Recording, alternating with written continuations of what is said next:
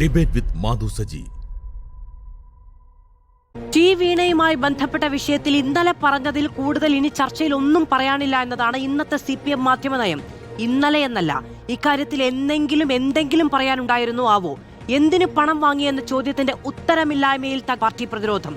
ഇപ്പോ Laker India corp 3 വർഷം അടച്ചിട്ട ഒരൊറ്റ മുറിയിലെ 10 ലക്ഷത്തിന്റെ നിക്ഷേപം ഷട്ടറിലൊട്ടിച്ച വെള്ളപ്പേപ്പറിൽ വെളുപ്പിക്കാൻ നോക്കിയത് എന്തെന്ന് പാർട്ടിക്ക് പറയാൻ വയ്യ. മുതലക്കുളത്ത് രാഷ്ട്രീയ വിശദീകരണ യോഗം. അപസർപ്പക കഥകളെന്ന് പാർട്ടി പത്രം. ഒളവണ്ണ പഞ്ചായത്ത് ലൈസൻസ് കൊടുക്കാത്ത കമ്പനി ഇക്കാലം അത്രയും അടച്ചുപൂട്ടാതെ വാടക കൊടുത്തത് എന്തിനാണാവോ? ഇഡിയുടെ രാഷ്ട്രീയ വേട്ട എന്നതിനപ്പുറം പ്രതിപക്ഷ നേതാവിന് ഒന്നും പറയാനില്ലേ?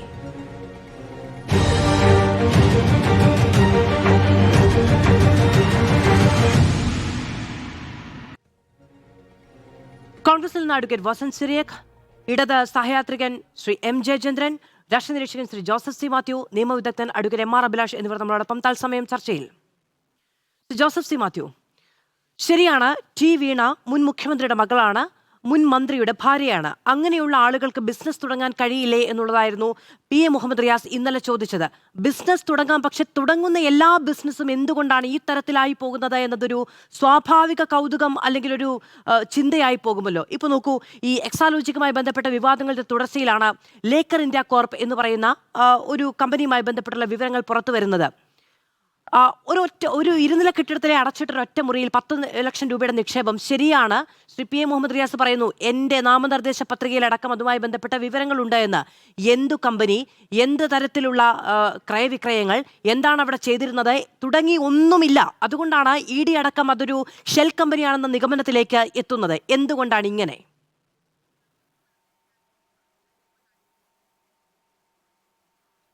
മാധു, ഇവിടെ ഏത് ഇന്ത്യൻ പൗരനും ഒരു വ്യവസായം തുടങ്ങാൻ കഴിയും. അതേ രീതിയിലുള്ള അവകാശങ്ങളൊക്കെ ഇവർക്കുണ്ട്. അപ്പൊ ഇവരൊരു വ്യവസായം തുടങ്ങി എന്നുള്ളത് കൊണ്ട് ആരംഭിച്ച ഒരു അന്വേഷണമല്ല ഇപ്പോൾ നടന്നുകൊണ്ടിരിക്കുന്നത്. നമുക്കറിയാം, അത് CMRL എന്നുള്ള സ്ഥാപനത്തിലെ നികുതി വെട്ടിപ്പുമായി ബന്ധപ്പെട്ട അന്വേഷണങ്ങളുടെ ഭാഗമായി കണ്ടെത്തിയ ചില വിവരങ്ങളുടെ അടിസ്ഥാനത്തിലാണ് ഇവരിലേക്ക് അന്വേഷണം ചെല്ലുന്നത്. അതുകൊണ്ട് ഈ സാമാന്യവൽക്കരിച്ചുള്ള ചോദ്യങ്ങളിലൂടെ മാത്രം ഇതിന് മറുപടി പറഞ്ഞു പോകാൻ കഴിയില്ല. ഉയർന്നു വന്ന ചോദ്യങ്ങൾക്ക് മറുപടി പറയേണ്ടതുണ്ട്. അതിനൊന്നും മറുപടി പറയാതെ രാഷ്ട്രീയമായി നേരിടും എന്ന് പറയുന്നത് കൊണ്ട് മാത്രം രാഷ്ട്രീയമായി നേരിടലാവില്ല. ഈ കാര്യങ്ങൾക്ക് വ്യക്തമായി മറുപടി പറഞ്ഞു പോകേണ്ടതുണ്ട്. അപ്പോൾ അത് തുടക്കം മുതൽ ചെയ്തിട്ടില്ല എന്നുള്ളതാണ്. ഇപ്പൊ നിങ്ങൾ പറഞ്ഞ കമ്പനി മാത്രമല്ല, അതിനു മുമ്പ് ടോളന്റ് എന്ന് പറഞ്ഞൊരു കമ്പനി ഉണ്ടായിരുന്നു. അത് കഴിഞ്ഞ് എക്സാലോജിക്കായി ഇപ്പൊ നമ്മൾ ലേക്കർ ഇന്ത്യയെ കുറിച്ച് വരുന്നു. അപ്പൊ ഈ സ്ഥാപനങ്ങളല്ല അതിന്റെ വിഷയം എന്ന് പറയുന്നത്. ഈ കഴിഞ്ഞ ദിവസത്തെ EDയുടെ റെയ്ഡിന് ശേഷം നടത്തിയ വാർത്താക്കുറിപ്പും നമ്മൾ നോക്കിക്കഴിഞ്ഞാല് ഇപ്പോ അതിനു മുമ്പ് നടന്ന ഇവിടെ തിരുവനന്തപുരത്ത് മെയ് 27 നടന്ന റെയ്ഡുമായി ബന്ധപ്പെട്ട് അവരിറക്കിയ വാർത്താക്കുറിപ്പിൽ അവിടെ നിന്ന് ചില രേഖകൾ പിടിച്ചെടുത്തതായിട്ട്, കടലാസുകളും ഇലക്ട്രോണിക്കുമായിട്ടുള്ള രേഖകൾ പിടിച്ചെടുത്തതായി അവരന്ന് വാർത്താക്കുറിപ്പ് ഇറക്കിയിരുന്നു. ഇപ്പോൾ നടത്തിയ റെയ്ഡിൽ പറയുന്നത് അന്ന് പിടിച്ചെടുത്ത ആ രേഖകളുടെ അടിസ്ഥാനത്തിൽ അവർ നടത്തിയ 9 സ്ഥലങ്ങളിലെ റെയ്ഡുകളെ കുറിച്ചാണ്.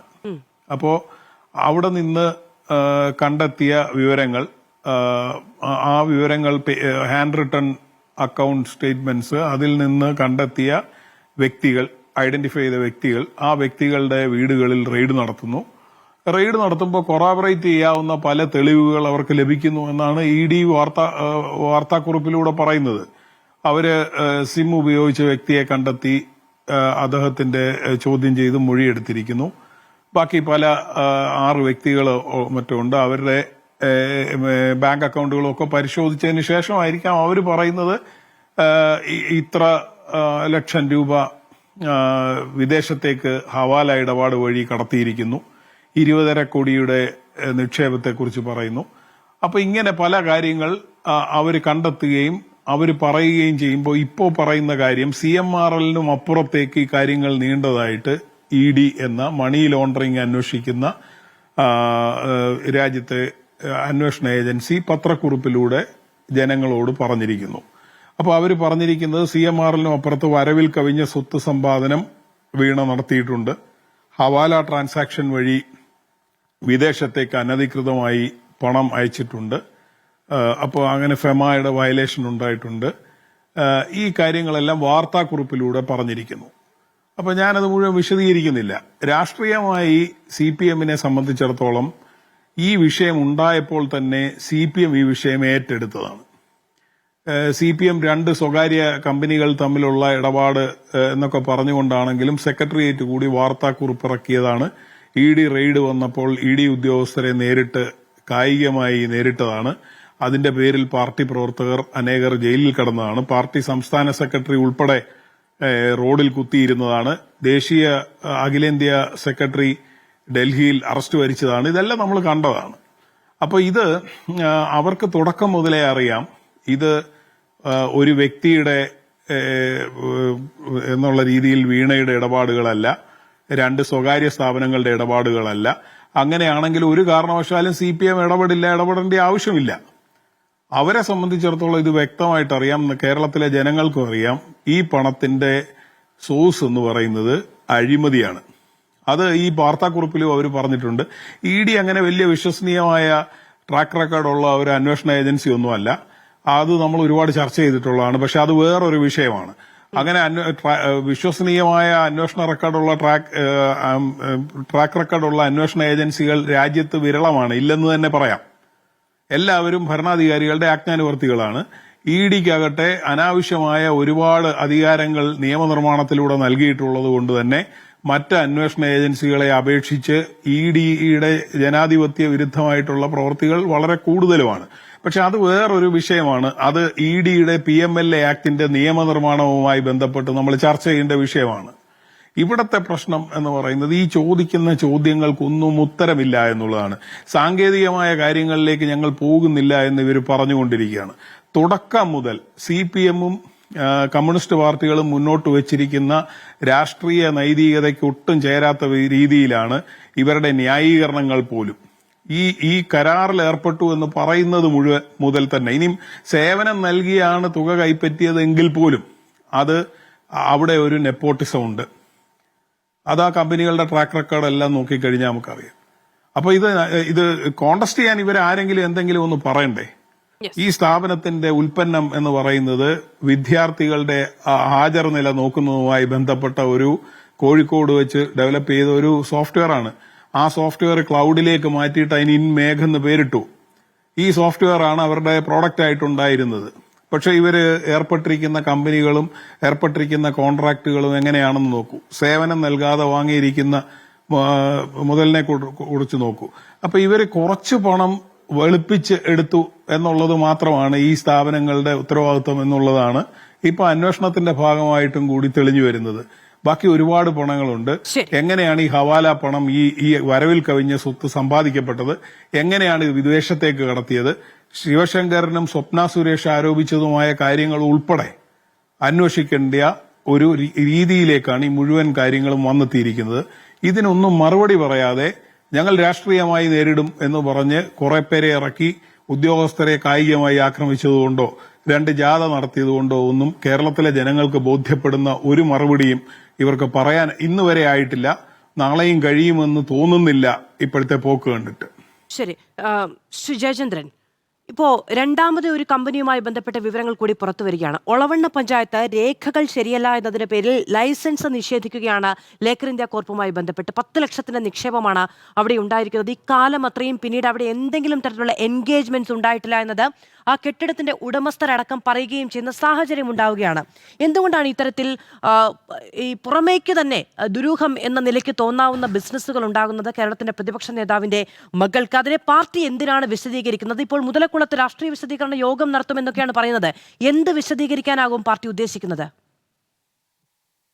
അല്ല, അവര് വിശദീകരിച്ചതുകൊണ്ട് മാധുവിന് നഷ്ടമൊന്നുമില്ലല്ലോ. അവർ വിശദീകരിച്ചോട്ടെ. CPM-ന്റെ ചുമതല ഏതാണെന്ന് അവർ വിശ്വസിക്കുന്നു. ആ പാർട്ടി മുതലക്കുളത്തോ തിരുവനന്തപുരത്തോ എവിടെ വേണമെങ്കിലും വിശദീകരിച്ചോട്ടെ. അതിന് താങ്കൾക്ക് എന്താ കുഴപ്പം?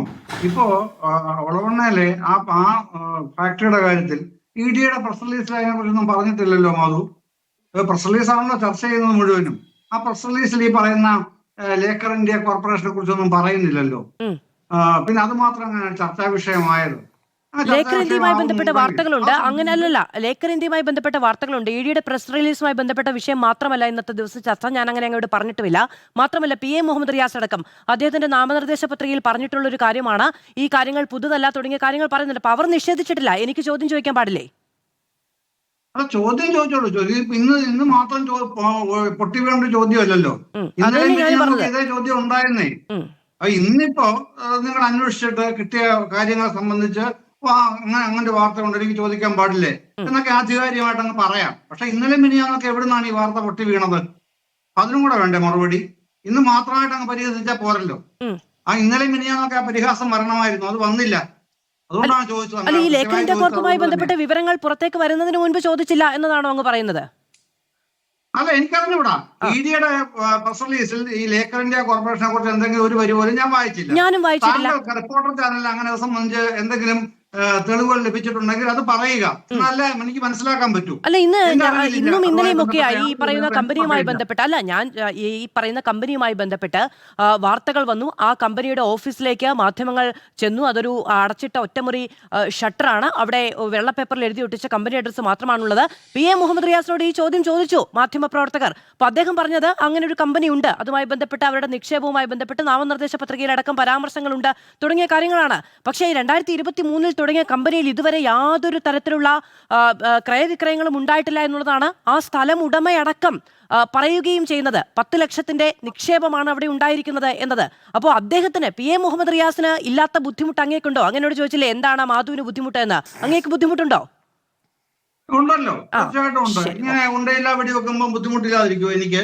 2023 പറയുന്നു. ഈ കേസ് എന്ന് മുതൽ എന്നുവരെയാണ് അന്വേഷിച്ചിട്ടുള്ളതെന്ന് EDയും പറഞ്ഞിട്ടുണ്ട്, SFIOയും പറഞ്ഞിട്ടുണ്ട്, ഇന്ററിം സെറ്റിൽമെന്റ് ബോർഡും പറഞ്ഞിട്ടുണ്ട്. അതിൽ 23 കടന്നു വരുന്നുണ്ടോ എവിടെയെങ്കിലും? ഇല്ല, അതാണ് ഇത്രയും കണ്ട് ഈ എക്സാലോജിക്കുമായി ബന്ധപ്പെട്ട് ഇത്രയും വലിയ പ്രശ്നങ്ങൾ ഉണ്ടായിട്ട് ശേഷവും ഒരു ഷെൽ കമ്പനി ഉണ്ടാക്കുന്നതുമായി ബന്ധപ്പെട്ട നടപടികൾ പ്രതിപക്ഷ നേതാവിന്റെ മകൾക്ക് ഉണ്ടായിട്ടുണ്ടോ എന്നുള്ളതാണ് എന്റെ ചോദ്യം. അന്നത്തെ മുഖ്യമന്ത്രിയുടെ മകൾക്ക് എന്നതാണ് എന്റെ ചോദ്യം.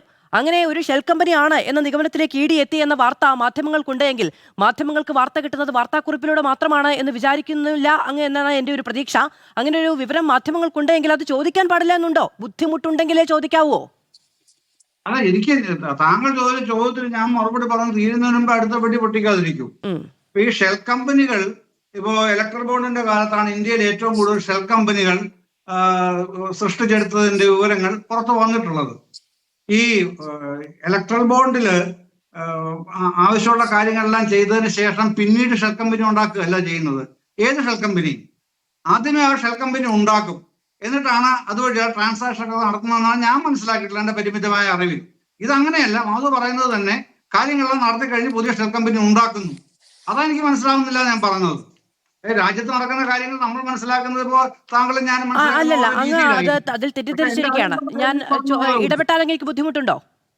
ഒരു ബുദ്ധിമുട്ടുമില്ല. ഓക്കെ, അതായത് എക്സാലോജിക്കുമായി ബന്ധപ്പെട്ട് എക്സാലോജിക്കിന്റെ ഒരു പുതിയ എന്തെങ്കിലും തരത്തിലുള്ള ഒരു ശ്രേണി ഒരു പുതിയ ശാഖ തുടങ്ങിയെന്നല്ല, എക്സാലോജിക്കുമായി ബന്ധപ്പെട്ട് തുടങ്ങിയെന്നും പറഞ്ഞിട്ടില്ല. 2023 ലേക്കർ ഇന്ത്യ കോർപ്പ് ഒരു പാർട്ട്ണർഷിപ്പ് ഡീഡിൽ തുടങ്ങുന്നത് പുതിയ കമ്പനിയായിട്ട് തന്നെയാണ്. എക്സാലോജിക്കുമായി ബന്ധപ്പെട്ടത് ഞാൻ പറഞ്ഞിട്ടില്ല. അങ്ങയുടെ ബോധ്യത്തിൽ നിന്നാണോ അങ്ങ് ചോദിച്ചത്?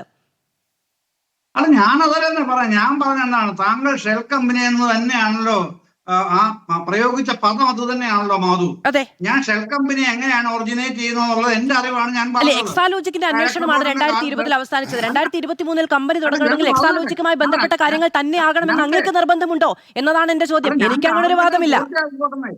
ഞാൻ എന്റെ ആർഗ്യുമെന്റ് ഒന്ന് പൂർത്തിയാക്കിക്കോട്ടെ, എന്നിട്ട് താങ്കളുടെ ഉപചോദ്യങ്ങൾ അതല്ലേ നല്ലത്, അതല്ലേ ഒരു വഴി അല്ലേ? അപ്പം ഈ ഷെൽ കമ്പനിയുടെ കാര്യത്തിൽ എനിക്ക് മനസ്സിലായിട്ടുള്ളത്, ഞാൻ മനസ്സിലാക്കിയത് ഇലക്ട്രൽ ബോണ്ടിന്റെ കാലത്താണ്. അത് സംബന്ധിച്ച് അസോസിയേഷൻ ഫോർ ഡെമോക്രാറ്റിക് റൈറ്റ്സ് എന്ന സംഘടന സുപ്രീം കോടതിയിൽ വാദിച്ചതിന്റെ സുദീർഘമായ ഏടുകൾ ഉണ്ട്. എന്റെ ഞാൻ കോപ്പി എടുത്ത് വെച്ചിട്ടുമുണ്ട്. അതിലൊക്കെ എന്താണ് ഷെൽ കമ്പനി നമുക്ക് വിശദമായി വ്യാഖ്യാനിക്കുന്നുണ്ട്. അതൊക്കെ ഇങ്ങനെയാണ് പറയുന്നത്. ആദ്യം ഷെൽ കമ്പനി ഉണ്ടാക്കുന്നു. മൗറീഷ്യസിലാണ് പ്രധാനമായിട്ടും ADR പറയുന്ന സംഗതികളുടെ അത് ഒറിജിനേറ്റ് ചെയ്ത് പറയുന്നത്. അപ്പം അങ്ങനെ പല വിദേശ രാജ്യങ്ങളിൽ അടക്കം ഷെൽ കമ്പനി ഉണ്ടാക്കുന്നു, ഇന്ത്യയിലും ഉണ്ടാക്കുന്നു.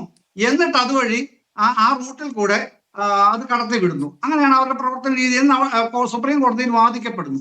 അതാണ് ഞാൻ വായിച്ചത്. ഇവിടെ താങ്കൾ പറയുന്നത് ഈ സംഭവം എല്ലാം കഴിഞ്ഞ ശേഷം ഈ 2023 ഇങ്ങനെ ഈ പറയുന്ന പോലെ ഒരു ഷെൽ കമ്പനി ഉണ്ടാക്കി വെക്കുന്നു. അത് കടലാസ് കമ്പനിയാണ്. ഷെൽ കമ്പനി കടലാസ് കമ്പനിയാണല്ലോ. അത് ഒറ്റ മുറിയിൽ ഒളവണ്ണ പഞ്ചായത്തില് ലൈസൻസ് പോലും ലഭിച്ചിട്ടില്ല.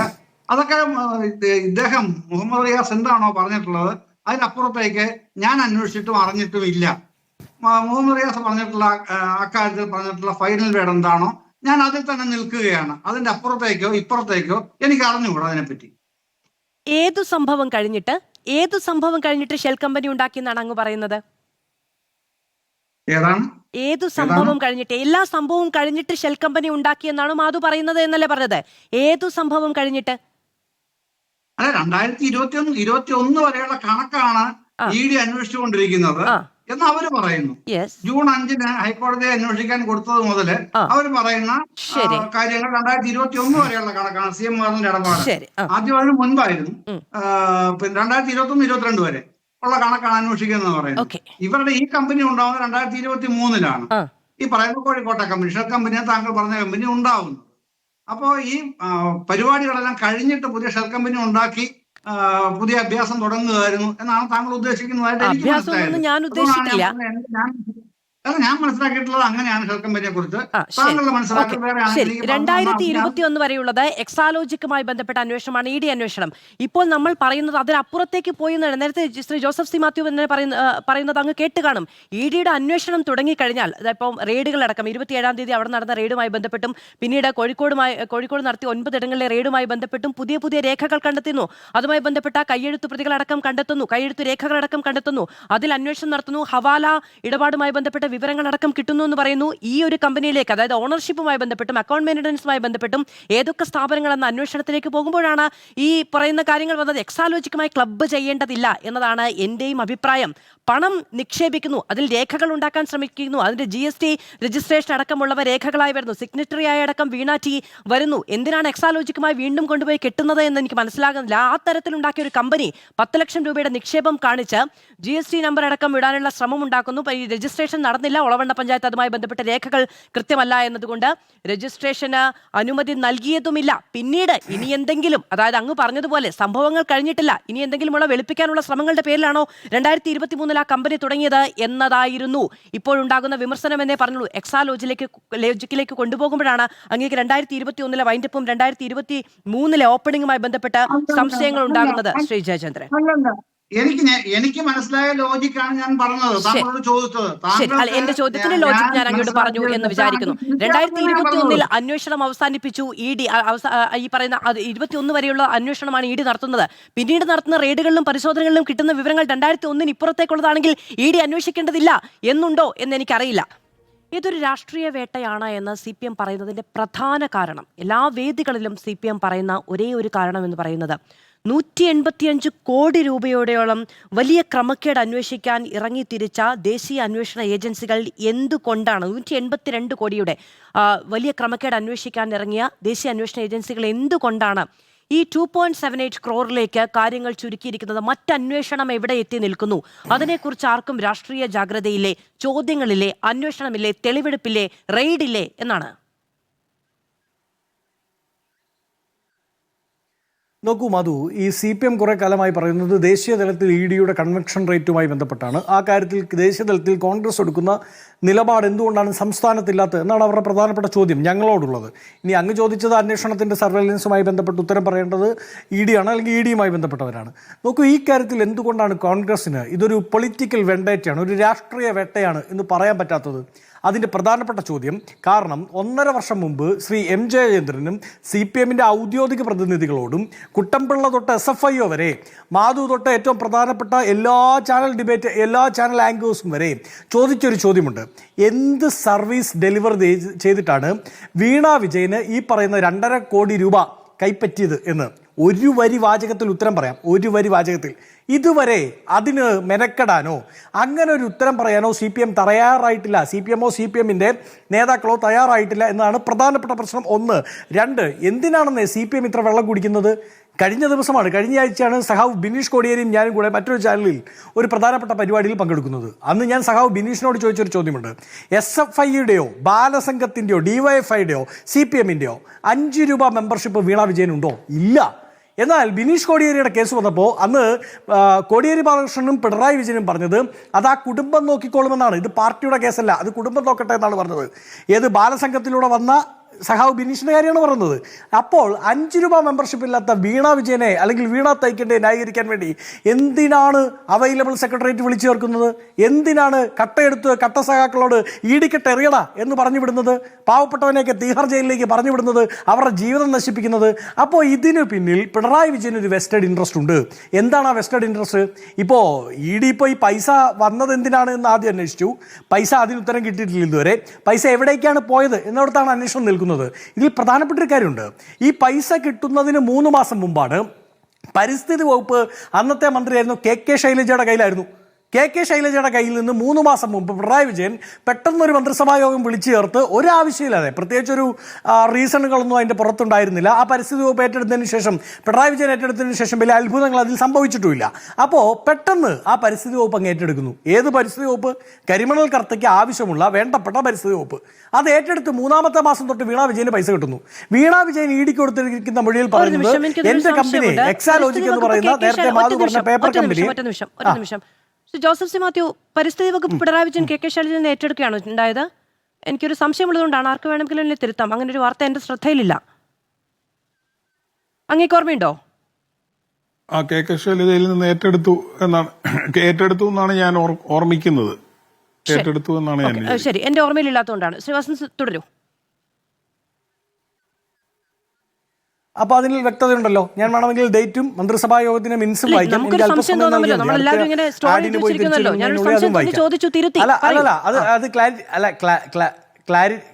ക്ലാരിറ്റി വരുത്തിയത് വളരെ നല്ലതാണ്.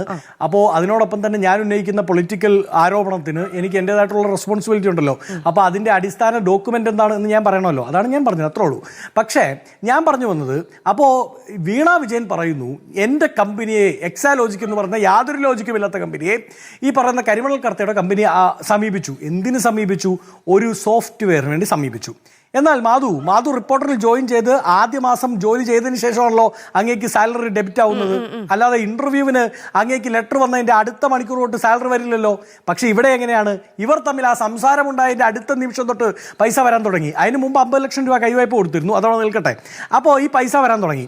അതിനുശേഷം ഈ സോഫ്റ്റ്വെയർ ഉണ്ടാക്കാൻ ഇവർക്ക് പറ്റിയില്ല. പറ്റാതെ വന്നു കഴിഞ്ഞപ്പോഴത്തേക്ക് കർത്ത പറഞ്ഞു, ഒരു കാര്യം ചെയ്യും, വീണ കൺസൾട്ടൻ്റായി നിന്നുകൊണ്ട് ഏതാണ് നല്ല സോഫ്റ്റ്വെയർ മാർക്കറ്റിൽ അവൈലബിൾ എന്ന് പറഞ്ഞാൽ മതി, അതിന് പൈസ തരാം. അതാണ് 2.5 കോടി രൂപ. ഏത്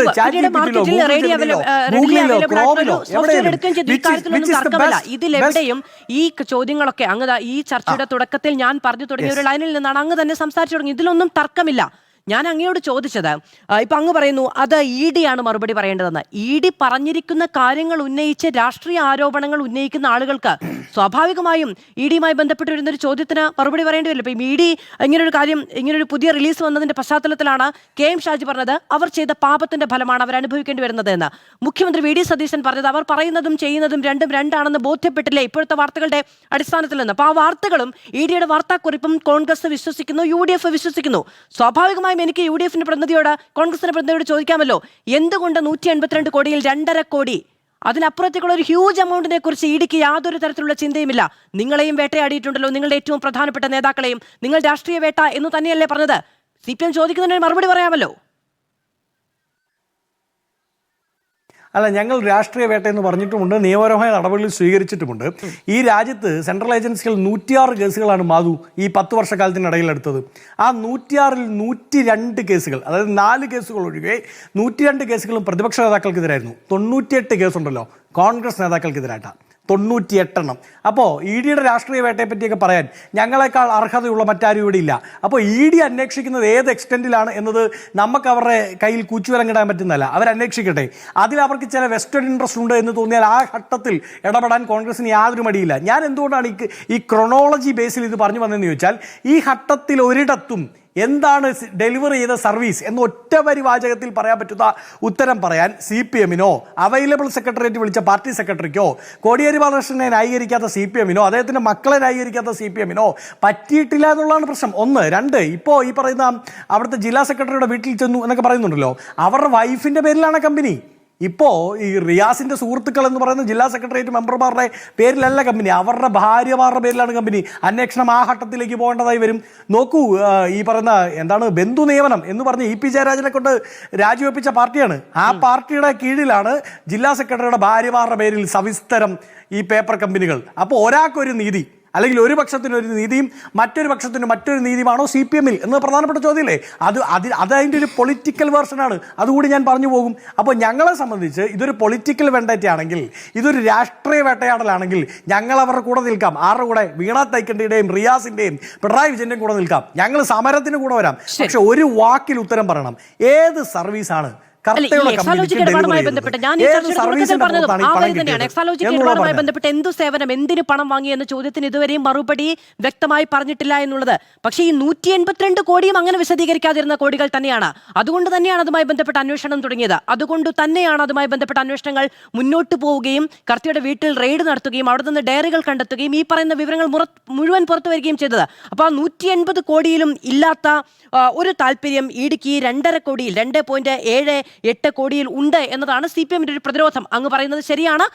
ഞാനും ഈ ചർച്ചയുടെ തുടക്കത്തിൽ പറഞ്ഞതാണ് എന്തു സേവനം എന്ന കാര്യത്തിൽ, എന്തിനു പണം വാങ്ങി എന്ന കാര്യത്തിൽ ഇതുവരെയും മറുപടി പറഞ്ഞിട്ടില്ലെങ്കിലും ED-യെ പൂർണ്ണമായും വിശ്വസിക്കാൻ കഴിയാത്തതിന്റെ ഒരു കാരണം അതുകൊണ്ട് കൂടിയാണ് എന്ന് പറഞ്ഞേ ഉള്ളൂ.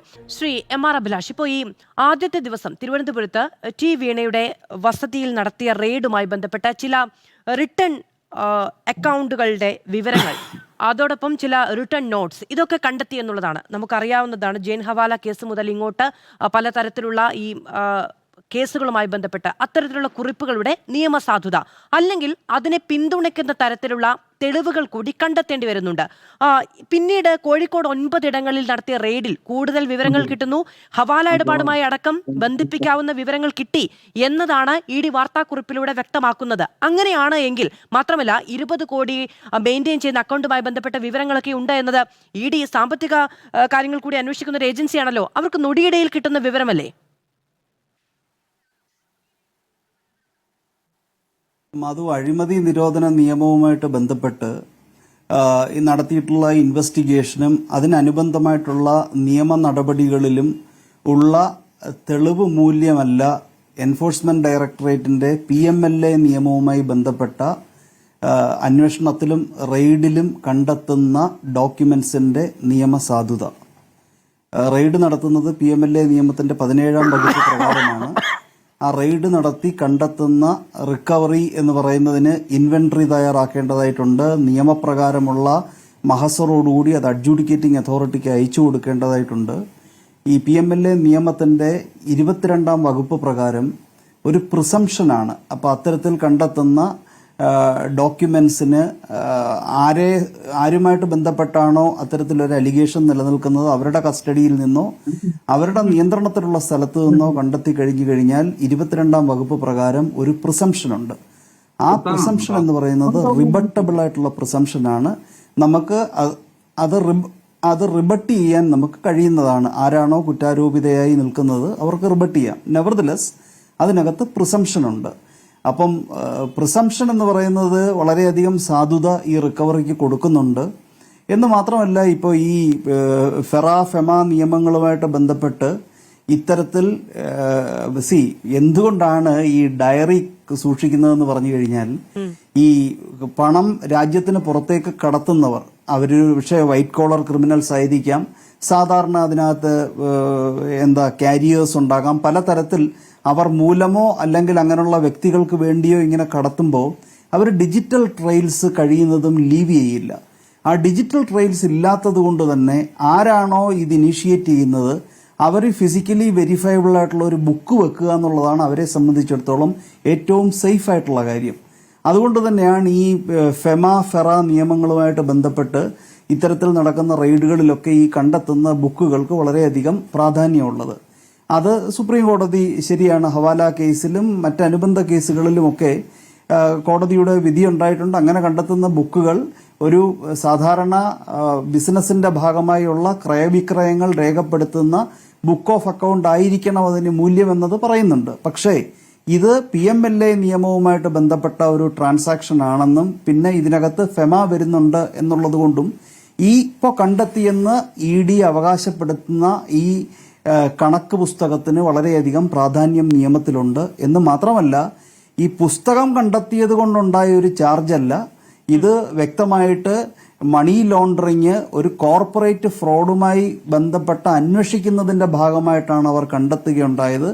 അപ്പോൾ ഈ 2.78 കോടിക്ക് പുറത്തുള്ള കണ്ടെത്തലുകൾക്ക് പരിമിതമായിട്ടുള്ള ഒരു നിയമ സാധുത മാത്രമേ PMLA നിയമവുമായിട്ട് ബന്ധപ്പെട്ടിട്ടുണ്ടാവുകയുള്ളൂ. പക്ഷേ ഇത് 2.78 കോടിയുമായി ബന്ധപ്പെട്ടിരിക്കുന്നതാണെന്നുണ്ടെങ്കിൽ അതിന് അസാധാരണമായിട്ടുള്ള ഈ 22-ാം വകുപ്പ് പ്രകാരമുള്ള നിയമസാധുതയുണ്ട്.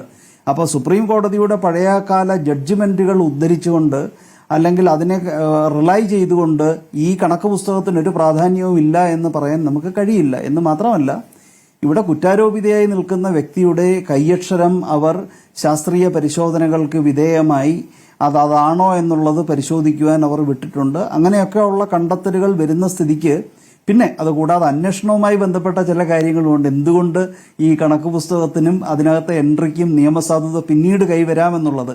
ഈ ഒരു അവസരത്തിൽ അത് നമ്മളൊരു പബ്ലിക് ഡിബേറ്റിലാണെന്നുള്ളത് കൊണ്ട് തന്നെ അതൊക്കെ ഡിസ്ക്ലോസ് ചെയ്യുന്നതിനകത്ത് ഒരു അഭംഗിയുള്ളത് കൊണ്ട് അതിലേക്ക് കടക്കുന്നില്ല.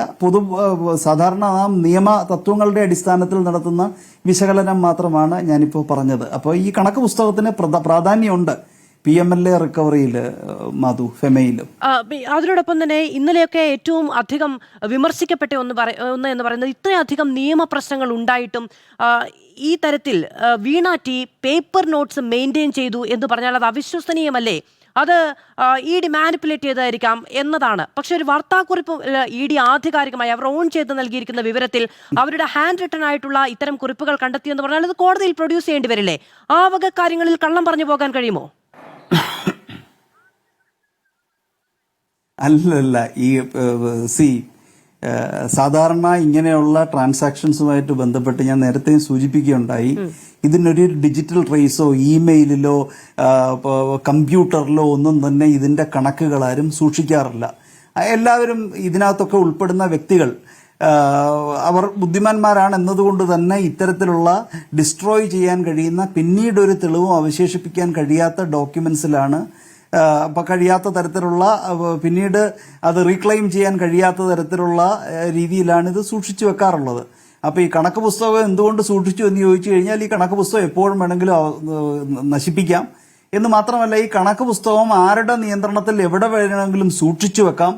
മറ്റൊരു കമ്പ്യൂട്ടറിൽ നിന്നോ ഒരു ഡിജിറ്റൽ ഡിവൈസിൽ നിന്നോ ഈ കണക്ക് പുസ്തകത്തിലേക്ക് ആക്സസ് ഉണ്ടാവില്ല. തങ്ങളുടെ സ്വന്തം വെരിഫിക്കേഷന് വേണ്ടി പണം ആർക്കൊക്കെ കൊടുത്തു, എങ്ങനെ കൈമാറി എന്നതിനെക്കുറിച്ച് തന്റെ സ്വന്തം ബോധ്യത്തിന് വേണ്ടിയാണ് ഇത്തരത്തിലുള്ള ബുക്കുകൾ സൂക്ഷിക്കുന്നത്. ഫെമയുമായിട്ട് ബന്ധപ്പെട്ടും PMLA നിയമവുമായിട്ട് ബന്ധപ്പെട്ടും ഇത്തരത്തിലുള്ള കണക്ക് പുസ്തകങ്ങൾ വളരെ സാധാരണമായിട്ടുള്ള വിഷയമാണ്. ഇത്തരത്തിലുള്ള ആരോപണങ്ങളും ഇപ്പൊ നമ്മളൊരു ചർച്ചയിൽ ഇങ്ങനെ വന്നൊരു സ്റ്റേറ്റ്മെന്റ് നടത്തുന്നതിന്റെ ഭംഗിരാഹിത്യം എനിക്ക് അറിയാഞ്ഞിട്ടല്ല. ഇങ്ങനെയുള്ള മാറ്റേഴ്സിൽ ഞാൻ അപ്പിയർ ചെയ്യാറുണ്ട്. അപ്പോഴെല്ലാം ഇങ്ങനെ കുറ്റാരോപണം നേരിട്ടിട്ടുള്ള വ്യക്തികളോട് ചോദിക്കുമ്പോൾ അവരുടെ ഭാഗത്തു നിന്നൊക്കെ വരുന്നത് ഇത് ഇങ്ങനെ ഒരു റിക്കവറി ഉണ്ടായിട്ടുണ്ടെന്നുള്ളത് അഡ്മിറ്റ് ചെയ്തുകൊണ്ടാണ് ഭൂരിഭാഗം കാര്യങ്ങളിലും അവർ ഡിസ്ക്ലോസ് ചെയ്യാറുള്ളത്.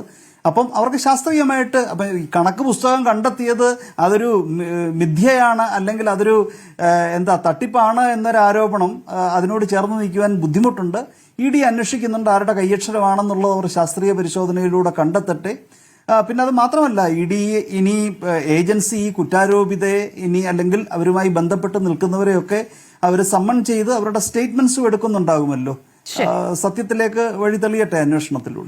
ശ്രീ ജോസഫ് സി മാത്യു, നേരത്തെ ശ്രീ M ജയചന്ദ്രൻ ചോദിച്ചൊരു കാര്യമുണ്ട്. അദ്ദേഹം ചോദിച്ചത് ആ നിലയ്ക്കല്ല എന്നിരുന്നാൽ പോലും ഈ എക്സാലോജിക്കുമായി ബന്ധപ്പെട്ട് ഇക്കണ്ട നിയമപ്രശ്നങ്ങളും വലിയ രാഷ്ട്രീയ വിവാദങ്ങളും ഉണ്ടാകുമ്പോൾ അതിനിടയിൽ നാളെ ഇപ്പോൾ പിണറായി വിജയൻ മാധ്യമങ്ങളെ കാണും എന്നാണ് അറിയുന്നത് ഈ വിഷയങ്ങൾ വിശദീകരിക്കുവാൻ വേണ്ടി.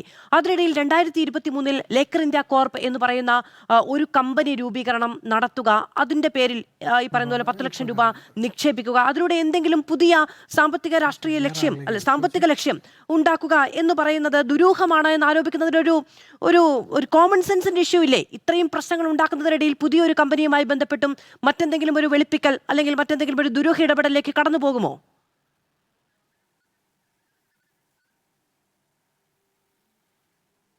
മാധു, ഇത് എക്സാലോജിക്കിന്റെയോ ലേക്കർ ഇന്ത്യയുടെയോ ഒന്നും ഒരു വിഷയമല്ല.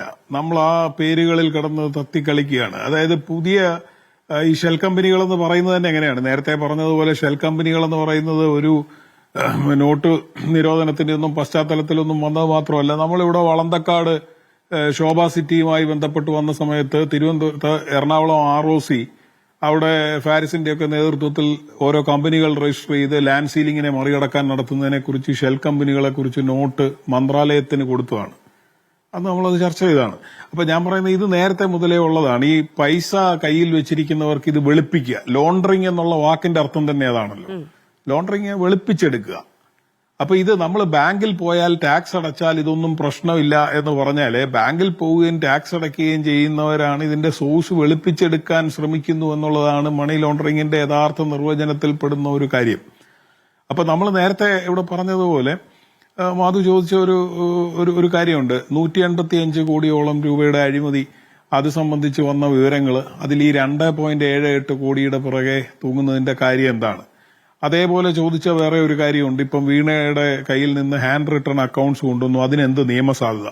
നമ്മളിതിലെ ഒരു വൈരുദ്ധ്യം നോക്കിക്കഴിഞ്ഞാല് ഒരു ഭാഗത്ത് CMRLന്റെ അക്കൗണ്ടന്റ് ആയിരുന്ന സുരേഷ് കുമാറിന്റെ വീട്ടിൽ നിന്ന് ലൂസ് ഷീറ്റ്സിൽ കണ്ടെടുക്കുന്ന കടലാസുകളിൽ എഴുതിയിരിക്കുന്ന പേരുകൾ, അതില് രമേശ് ചെന്നിത്തല, ഉമ്മൻചാണ്ടി, കുഞ്ഞാലിക്കുട്ടി, ഇബ്രാഹിം കുഞ്ഞ്, പിണറായി വിജയൻ, ഇവരെല്ലാവരും ഉണ്ട്.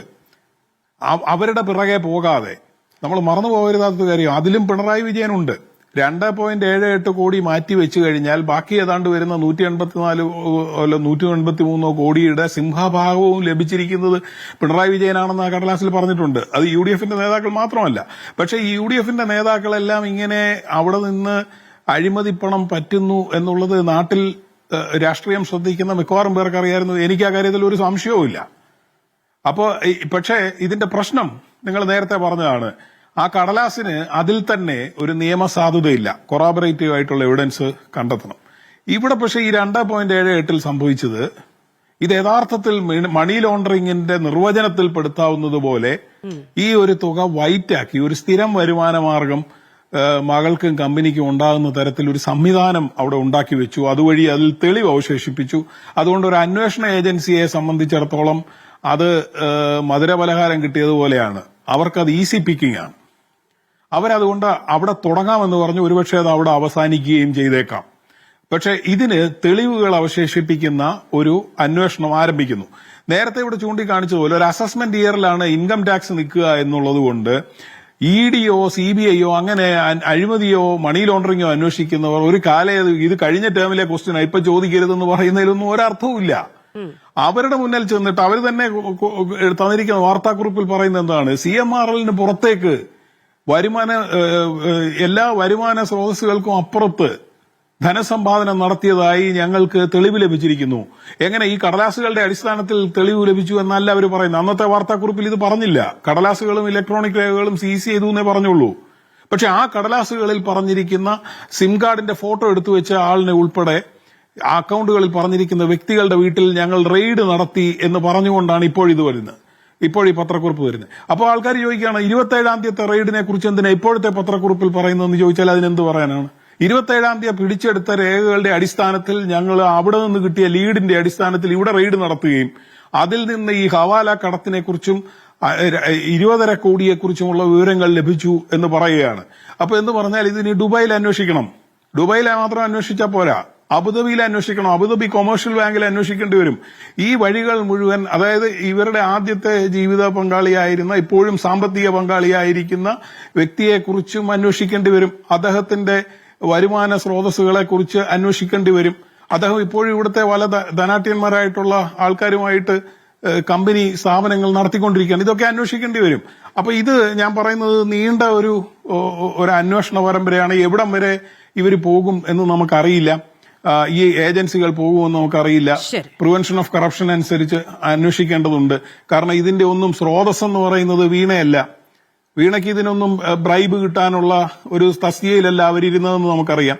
അപ്പൊ നേരത്തെ ഇവിടെ മാധു ചോദിച്ച വേറൊരു ചോദ്യമുണ്ട്, ശൈലജ ടീച്ചറിൽ നിന്ന് ഇത് മാറിയോ വകുപ്പ് നിൽക്കൽ. ഞാൻ അതിനെക്കുറിച്ച് പറയാതിരുന്ന കാര്യം അത് അപ്രസക്തമാണ്. അത് എവിടെ ഇരുന്നാലും അവിടെ ഇടപെടാവുന്ന ഒരു തസ്തികയിലാണ് പിണറായി വിജയൻ ഇരുന്നതെന്ന് നമുക്ക് എല്ലാവർക്കും അറിയാം. അവിടെ ഇപ്പൊ നമ്മൾ ചിറ്റപ്പൻ എന്നൊക്കെ പറഞ്ഞ് നമ്മൾ EPA ഒക്കെ കളിയാക്കിയിട്ടുണ്ട്. കൊച്ചപ്പൻ ഇവിടെ ഉണ്ടായിരുന്നു. അതായത് അദ്ദേഹത്തിന്റെ ഭാര്യ, സഹോദരി, പുത്രൻ ഇവിടെ താമസിച്ച് സ്റ്റാഫിൽ അംഗമായിരുന്നുകൊണ്ട് LLB പഠിച്ചിട്ടുണ്ട്. അദ്ദേഹത്തിനെ ഇതിന്റെ വാദം ഏൽപ്പിച്ചിട്ടുണ്ട്. ഞാൻ അവിടെ ഒന്നും എന്തെങ്കിലും പ്രത്യേകിച്ച് സംഭവിച്ചു എന്ന് പറയല്ല. ഇതാണ് നടന്നുകൊണ്ടിരുന്നത്. മാറി മാറി വന്ന ഗവൺമെന്റുകളുടെ കാലത്ത് ഇതാണ് നടന്നുകൊണ്ടിരുന്നത്. ഇതിന്റെ ആനുകൂല്യം ഇങ്ങനെ ഞങ്ങൾക്ക് പ്രവർത്തിക്കാൻ കഴിയൂ, ഈ കൈക്കൂലിപ്പണം കൊടുത്താലേ ഇവിടെ പ്രവർത്തിക്കാൻ കഴിയൂ എന്ന് പറയുന്ന ഒരു സ്ഥാപനം ഇവിടെ ഉണ്ട്. അവർ അധികൃതരോട് അതാണ് നടന്നുകൊണ്ടിരുന്നത്. ആ വലയിൽ CPM-ന്റെ നേതാക്കളും പെട്ടു, CPM-ന്റെ PB അംഗവും പെട്ടു. ഇതിനെ ന്യായീകരിക്കലായി CPM-ന്റെ പ്രവൃത്തി പരിമിതപ്പെട്ടു എന്നുള്ളതാണ് എനിക്കുള്ള വിഷമം, എന്നെ പോലെയുള്ളവർക്കുള്ള വിഷമം. ശരി, വളരെയധികം നന്ദി പാനലിസ്റ്റുകൾക്കും പ്രേക്ഷകർക്കും. ഇഡിയുമായി ബന്ധപ്പെട്ട് പുറത്തു വന്ന വാർത്താക്കുറിപ്പിനപ്പുറത്തേക്കും CMR-ലും എക്സാലോജിക്കും തമ്മിലുള്ള സാമ്പത്തിക ക്രയവിക്രയങ്ങൾക്കപ്പുറത്തേക്കും പുതിയ ഈ ലേക്കർ ഇന്ത്യ കോർപ്പ് എന്ന ഒരു ഷെൽ കമ്പനിയാണ് എന്ന നിഗമനവും അതുമായി ബന്ധപ്പെട്ട ആരോപണങ്ങളും അതുമായി ബന്ധപ്പെട്ട രേഖകളും അടക്കം ചർച്ചകളായ ദിവസങ്ങളിലാണ് നമ്മൾ കടന്നുപോകുന്നത്. എന്തായാലും നാളെ പ്രതിപക്ഷ നേതാവ് മാധ്യമങ്ങളെ കാണുന്നു. ഈ കാര്യങ്ങൾ വിശദീകരിക്കുമോ എന്നത് ആകാംക്ഷയാണ്. ഒരുപക്ഷെ മുതലക്കുളത്ത് വിശദീകരിക്കപ്പെടും എന്ന് വിചാരിച്ചത് നാളെ പിണറായി വിജയൻ തന്നെ വിശദീകരിക്കാൻ ഇറങ്ങുന്നു.